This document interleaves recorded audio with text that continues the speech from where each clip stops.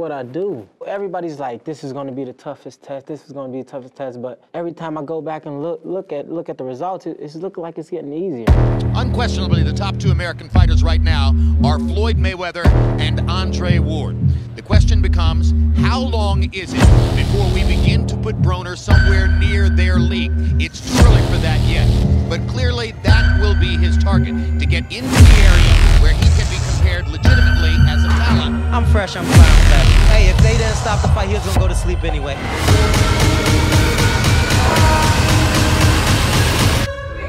Become the pro.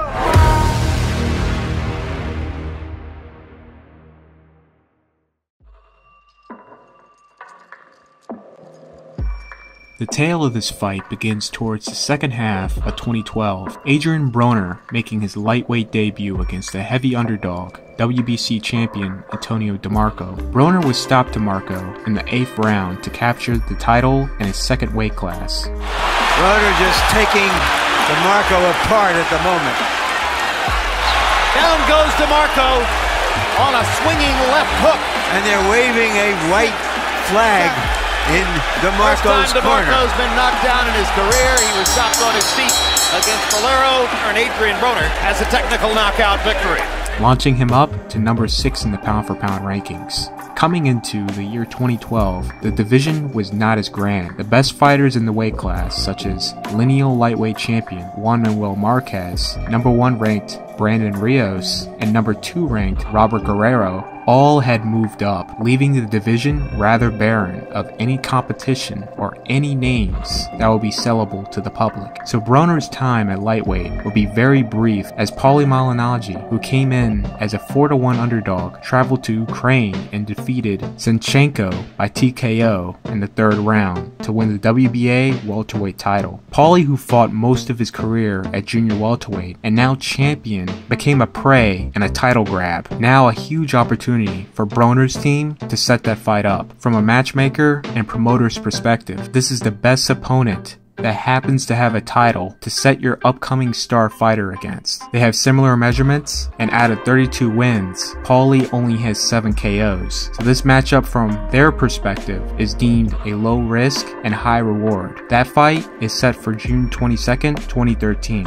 Meanwhile, Broner is on the cusp of becoming a superstar. Marcos Maidana is on the road to rebuilding his career. Maidana, to start 2012 off, will lose his first fight at welterweight against former junior welterweight title holder Devon Alexander. Alexander completely shutting out Maidana on the scorecards. The latest good left hand to the body by Alexander hurt Maidana.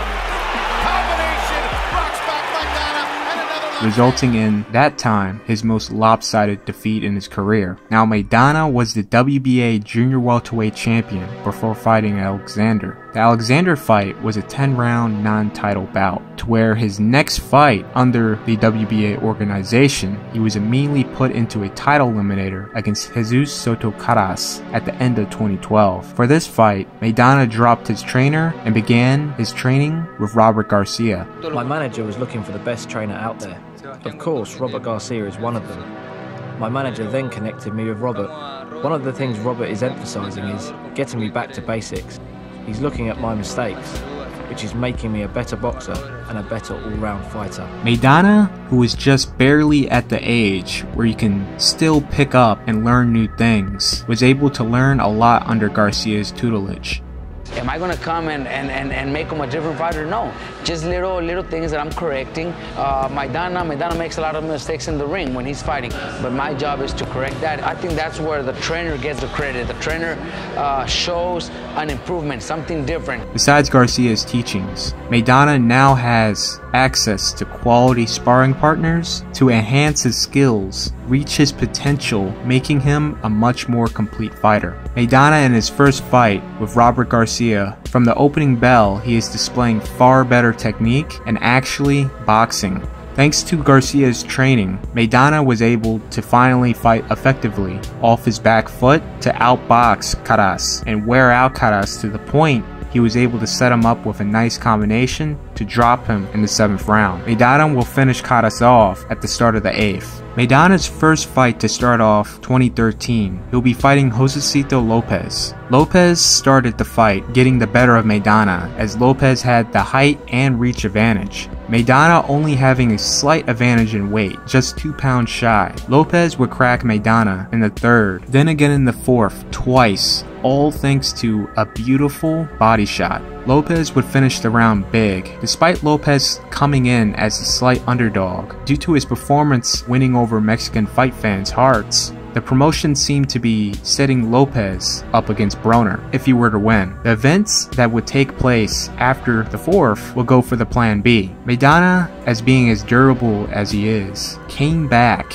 and started to be much more on the offensive as Lopez was hitting the wall. The 6th round, Maidana finally cracked through, dropping Lopez to later stop him shortly after. And again he gets hurt with another right hand and another right. Lopez bouncing off the ropes. Maidana mauling Lopez. He's got a hold, guys. And Dr. Lumaret steps in. He has seen enough. Maidana records his 31st knockout win. A lot of drama leading up to this fight, a lot of trash talk from both sides. Paulie getting the better of the verbal battle, questioning Broner's resume, which will be discussed towards the climax of the video. The world title with a knockout. I won the world title with a knockout. Who the f you knocking out? If I had your opponents, I'd have more knockouts too. Buddy, you fought Gavin Reese your last fight. We ain't heard of Gavin Reese in 10 years. Are you kidding me? Who did you beat for your first title? Who did you beat anywhere? You ain't even been in with guys that can fight. You ain't even been with nobody that can fight. They're lying to you. They're lying to you. You lying to yourself. Keep lying to yourself. They gave you that title. I can't include too much drama. Side piece drama will be left out. I told the tale in a previous video you can check out. Paulie started the fight very quickly, outthrowing Broner by a large sum. Most were landing on the guard, but they were scoring. Paulie would rake in the first 2 just based on outworking Broner, despite Broner landing at a high percentage.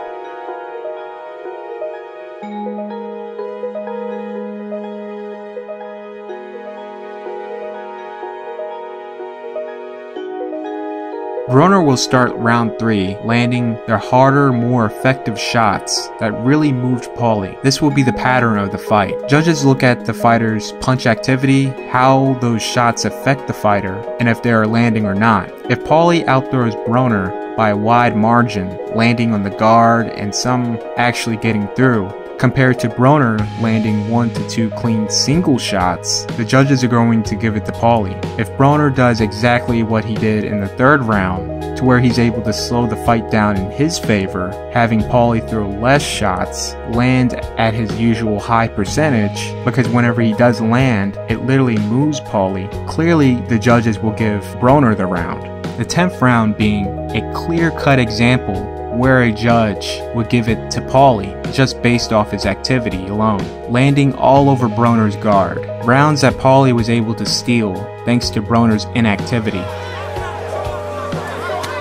There's a left that you can hear. And but Malinowski fighting valiantly off the ropes. He's landing some very nice shots. These final 2 rounds were incredibly close. It could have gone either way. Broner was able to win his 3rd title and his 3rd weight class by a narrow split decision. 2 judges had it 115-113, split between both fighters, and one had Broner winning by a wide margin of 117-111.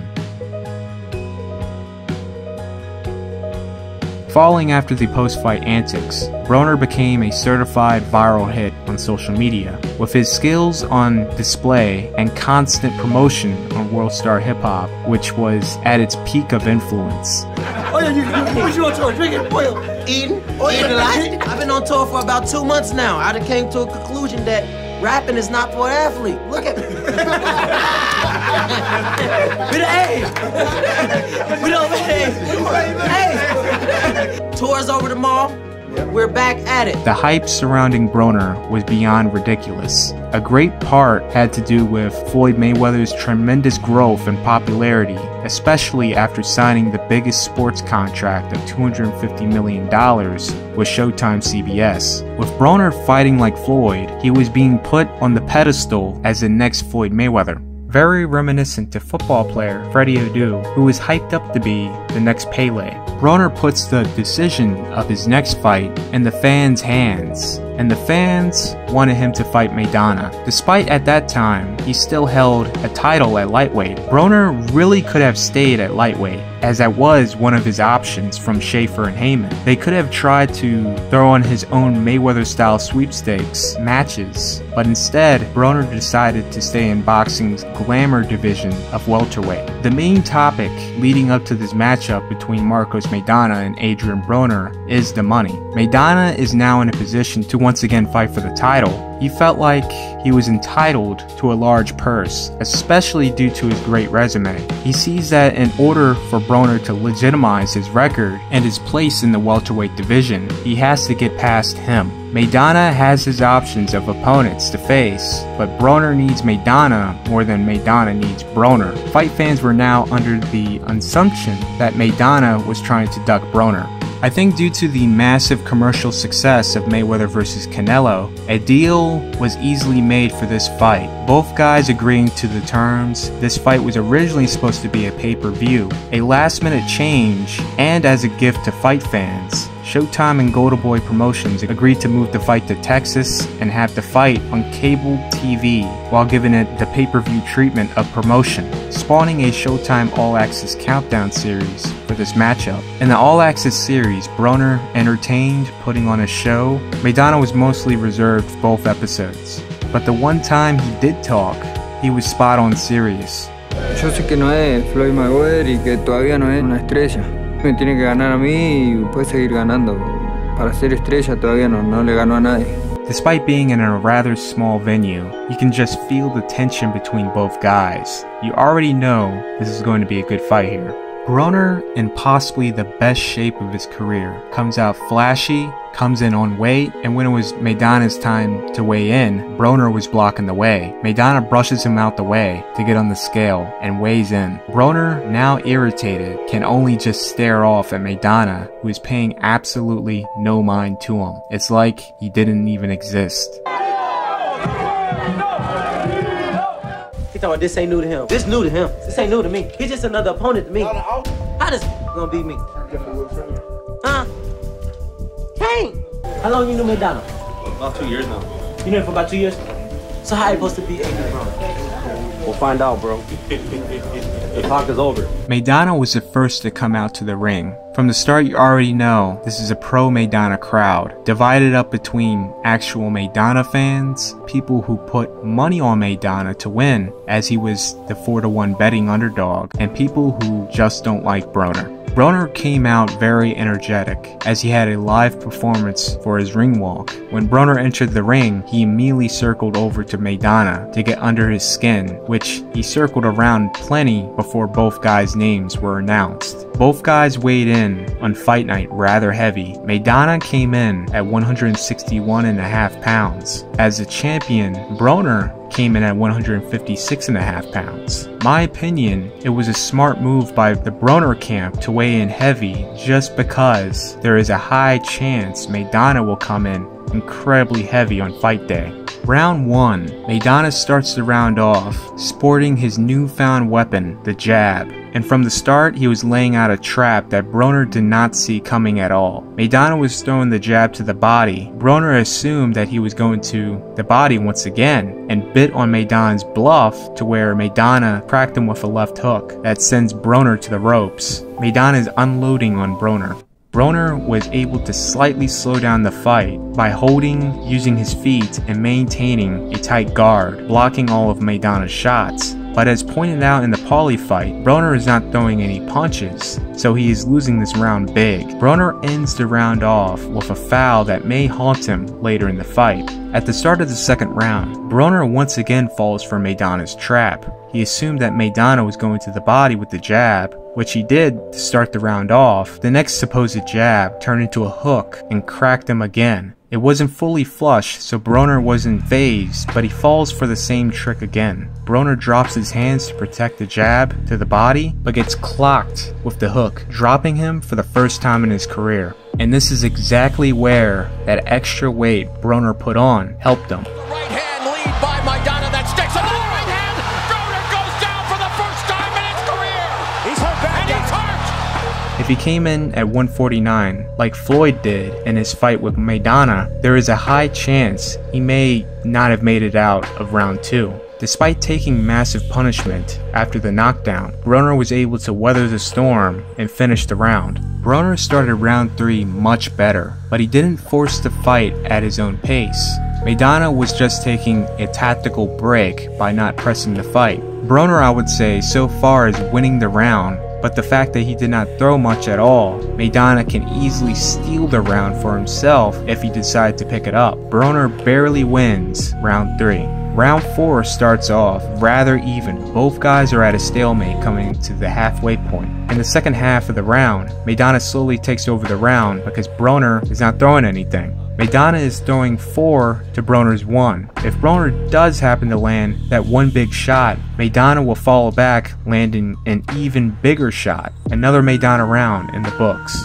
Round 5, Broner once again started very nice, landing beautiful counters, but Maidana is just swamping him with activity to even up the work Broner put in. Broner discovered something this round, which is risky, but it very well could get him back into the fight. He reverted back to his real style, which if you go back, he fought completely different back in the day. Broner would switch it up and experiment. Kick it, putting punches together. She's just knocking Broner out of his stride, just taking the smoothness away from him. There he is again. Most notably, he picked the wrong opponent to experiment with, an unforgiving style such as Floyd's against prospect Fernando Quintero. Broner luckily made it out that fight for majority decision win. But what he does is he keeps himself stationary. He's basically guaranteeing to his opponent he ain't going nowhere. Okay, it's a defensive flaw. Yeah, he's right in front of you when he spreads those feet out wide. He's got quick hands, but not quick downstairs. Quick upstairs, but his feet are slow because they're too wide. Broner is now using the shoulder roll, if necessary, and fighting forward in a classic boxing defense. Thanks to this change, he began to have success, winning round 5. Round 6, Broner reverts back to the shoulder roll, having success mainly due to Maidana's inactivity. Despite Maidana landing big here and there, Broner clearly wins the round based off of clean, effective punches, and possibly the first time in the fight he outthrew Maidana. Round 7, like I said earlier, Broner only had success that round due to Maidana's inactivity. Maidana picked it back up, landing big early. Despite Maidana showing clear signs of fatigue, later in the round, he's still having a high punch count, landing here and there with no answer from Broner. Maidana is easily able to stay on him, raking points because of Broner's inactivity and lack of any work to the body, which is Maidana's weak spot. Maidana steals round 7. Broner is starting round 8 off fast, building up a quick lead in the first half. Soon as you think this may be Broner's round all the way and possibly a turning point as he's finally going to the body, Maidana comes back with a sneaky combination, dropping Broner for the second time in the fight. That final blow before Broner went down, Broner's mouth was wide open, resulting in a bone fracture. Immediately after Broner got up and the fight continued, Maidana follows up and headbutts Broner in a clinch and punches him. Lawrence Cole broke the fight up and takes points away from Maidana. Despite the point deduction, Maidana had a resurgence of energy and completely shut Broner out for the remainder of the round. On the official card, it was scored 8-9 for Maidana. Round 10, both guys were not active, but I will have to say you could give that round to Broner. Chopping right hand, a left hook to the body, left hook upstairs, Broner trying to hold on, eats another right in the left. The crowd is going crazy. Round 11 was a repeat of round 9, but even worse for Broner. And remember that thing Broner did in the beginning of the fight? Yeah, Maidana finally got even, then to finish the round off big. Broner needs something big in round 12, or he will earn his first loss. Both guys get a good rest as the round comes to a pause due to Broner's tape coming loose on his glove. Once everything was taped up, the fight resumed and both guys began throwing bombs. Maidana came in too aggressive, and Broner this time was fully prepared and let his hands go, landing the hardest, most effective punches he threw the whole fight, momentarily hurting Maidana and putting him on the defensive. So far, Broner is winning this round big. Maidana will land a huge counter, buckling Broner in the final minute.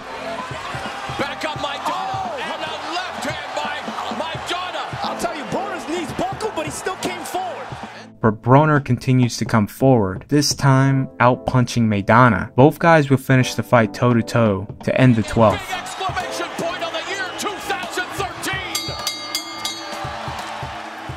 Stanley Christodoulou scored the fight 110-115, Levi Martinez 109-117, and lastly Nelson Vasquez 109-116, all for Marcos Maidana, making him the new WBA welterweight champion of the world. What made things bad for Broner following the post-fight, despite showing Maidana some love and respect before the decision, he didn't congratulate Maidana afterwards, and to make things even worse, him and his team made an immediate exit out the ring. The fight fans saw that to be not classy and began throwing their drinks and cups at Broner and his team as they stormed to the locker room. Now all the entertaining antics to promote this event and previous events, no fighter deserves such acts. Boxing fans should know better. That was completely uncalled for. This is boxing at a world-class level. Broner hadn't been fighting all that many world-class level fighters. When he had, he'd already had trouble. Tonight he was fully exposed. Marcos Maidana would go on to have 2 life-changing paydays against Floyd Mayweather Jr. Their first fight was incredibly close and entertaining, which an immediate rematch was followed. Floyd will win by a far larger margin in the rematch, and Maidana will happily retire from the sport of boxing to enjoy the smaller things in life. Unfortunately for Broner, he never improved after this fight, plateauing as a student of the game, resulting in a roller coaster ride of a career. They trying to get that money again with Pacquiao and Floyd, but it's cool, I ain't worrying about it. I'm still on top Cincinnati, stand up. To where leaving many fight fans with the question, what if he was dedicated as Floyd was to the game? He has the remedy, but he has to know when to turn it on and when to turn it off. It only make me want to try to match what he's done or go past that. In conclusion, was Broner overhyped from super featherweight onto welter? And did he peak out early? I will have to say yes. Leading up to the Paulie fight, and in the post-fight after the Maidana match, Paulie questioned Broner's resume and how he even got a title shot to begin with. Everybody was looking for the next Floyd Mayweather. Everybody was looking to crown Adrien Broner when he had beaten a lot of, and I have said it in the past, and I'm not going to criticize him because I'm not going to be the fighter and not the analyst tonight, but I've called him as the fighter. When we were getting ready to fight, he beat a lot of laundromat workers, okay? So let's take a look at his resume where he created a majority of the hype, which was the super featherweight division. His first biggest test was against former super bantamweight and featherweight champion Daniel Ponce de Leon. This is where many were first introduced to Broner and has imitated Mayweather's style, because he did not fight like that previously. Like I said earlier in this video, he would switch it up and experiment with Floyd's style. This fight looking like the wrong fight to do that in, and de Leon got the best of Broner. Many felt like Broner had lost that fight as he was gifted a questionable unanimous decision. One judge scoring the fight 91-99 in Broner's favor. HBO Harold Letterman scored the fight 96-94 for De Leon. Broner's next fight will be a match made in heaven against Jason Litzau. Litzau got the fight mainly due to his fight with Celestino Caballero, which put him in the Ring Magazine rankings at number 9 and number 4 in the WBC rankings. Litzau, who was a 12-1 underdog, did the impossible, beating Celestino by split decision. This was rated as Ring Magazine's 2010 Upset of the Year. Broner making easy work of this guy. Since Broner was in the WBO ranks, Ricky Burns had moved up to lightweight, which left the title vacant. He fought little-known Vicente Rodriguez for the vacant title. I follow the lower weight classes, and I don't know who this man is and how he got a shot in the first place. Usually there would be some indication he fought a ranked fighter by that organization, or he holds an important regional belt like the NABO, NABF. He didn't have anything, so Broner makes a highlight reel easy work of him. People don't look at these details, they just see the highlight reel wins. The network at that time discussing very little to anything about who this opponent is and how they earned the shot. The next fight, Eloy Perez. Okay, this one, I give him a pass despite the fight being a complete mismatch from the opening bell. Perez had some credentials. He was the NABO champion and was ranked number 9 by Ring Magazine. This would be Perez's last fight in the ring as he tested positive for coke. His management and trainer released him. So after Broner's fight with Perez in spring 2012, that puts him in the top 3 rankings. Now, I don't know how, because the only guy that lost above Broner was Takahiro Ao. Roman Martinez and Salgado did not lose, so they shouldn't lose rank. Spring of 2012, WBA champion and number-ranked super featherweight Takashi Uchiyama publicly called out Adrien Broner for unification. For the people who don't know Uchiyama, he was widely considered the class of the super featherweight division. This man was pound for pound one of the hardest punchers in boxing at that time, till he was dethroned in 2016. Breaking ribs, sending guys out in stretchers, this man was the real deal. Don't believe me? Here's a little highlight reel.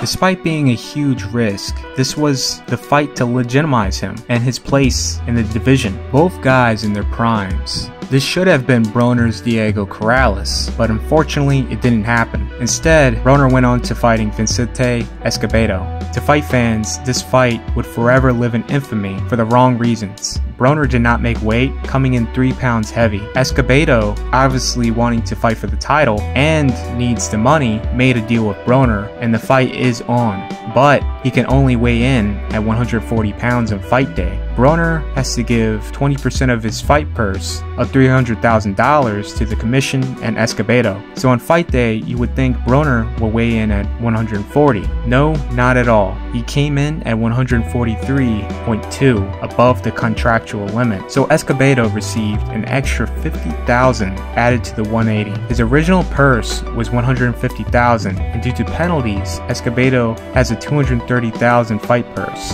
Broner weighs in again later on fight day at 147. He does the expected and dismantles Escobedo. The HBO crew were pretty silent discussing the story of the fight, and due to Escobedo's story and the beating he took, Max went out and spilled the beans. Broner never tried to make the weight. Escobedo wanted to pull out. He got paid to stay and fight. He has a young daughter at home. He's getting beaten up. How much should he have to take? He gave an honest effort. Spent time with my daughter and my wife, and she was next. I was away from my family, my wife, and I don't know, and then just to come here and not get a fair fight, kind of really just, I got really emotional, as you can see, but I'm here to fight, so I came to fight. The low-risk, high-reward opponents with non-threatening punching power Broner was fed, it gave him too much confidence to where he didn't feel the need to improve and correct the obvious issues fight after fight. Imitation is one thing, but knowing the actual sciences that complete Floyd Mayweather's style is another thing. Issues that Broner has, Floyd had been corrected years ago due to diligent post-fight studies to add on and improve the Mayweather family style of boxing. I know some people in the comments would say Floyd and his father didn't invent the shoulder roll. Yes, you are correct, and the Gracie family didn't invent jiu-jitsu, but there's far more layers to this art. There's many falls, and there's many bodily risk using that style. Roger and Floyd Sr. got hit a lot, and plenty of times it was on the back of the head. Look at any James-Toney fight. Tony got hit too many times for his own good, all over, and especially on the back of the head, which affected his health. The Mayweather family was able to take an old style, correct and retrofit it so the newer generation wouldn't go through what they and other fighters before went through. It wasn't at 100%, but Floyd Jr. over time due to practice made it almost perfect. In retrospect, Broner did not want to do any of that. He liked the ideal, the image, and was content where he was at, which permanently stunted his development as a prize fighter. And on top of that, This is a tale of Adrien Broner versus Maidana. I would like to thank all my patrons who backed me on this project. For more projects like these, be sure to subscribe to my Patreon. Like and share to really get this video out there. And if you're new, subscribe. I'm Alphas Honcho, and I'm out.